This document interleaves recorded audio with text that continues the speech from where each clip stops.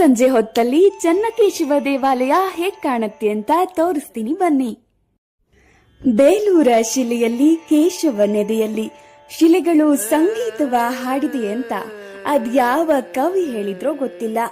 ಇಲ್ಲಿರೋ ಕೆತ್ತನೆಗಳನ್ನ ನೋಡಿದಾಗ ಎದೆಯಲ್ಲಿ ಸಪ್ತ ಸ್ವರಗಳು ಮೀಟತ್ತೆ.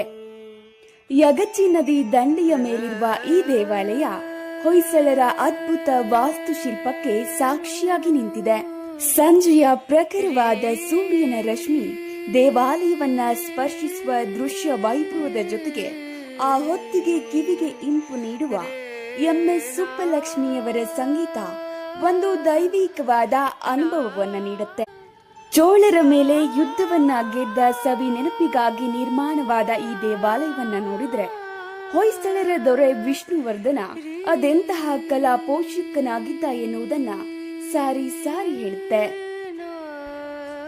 ನಕ್ಷತ್ರಾಕಾರದ ವಿನ್ಯಾಸ, ಸ್ತಂಭಗಳ ಮೇಲೆ ಸೂಕ್ಷ್ಮವಾದ ಕೆತ್ತನೆಗಳಿಗೆ ಕನ್ನಡಿಯಂತಿರುವ ಸುಂದರ ಮದನಿಕೆಯರು, ಅಡಿಪಾಯದ ಮೇಲೆ ಮೂಡಿರುವ ಆನೆಗಳ ಸಾಲು, ಕಲ್ಲಿನ ಮೇಲೆ ನಾಜೂಕಾಗಿ ಅರಳಿರುವ ಹುಬ್ಬಳ್ಳಿಗಳು, ಇದನ್ನೆಲ್ಲ ನೋಡಿದ್ರೆ ಅಮರ ಶಿಲ್ಪಿ ಜಕ್ಕಣಾಚಾರ್ಯ ಪ್ರೌಢಿಮೆ ಒಮ್ಮೆ ಹುಬ್ಬೇರಿಸುವಂತೆ ಮಾಡುತ್ತೆ.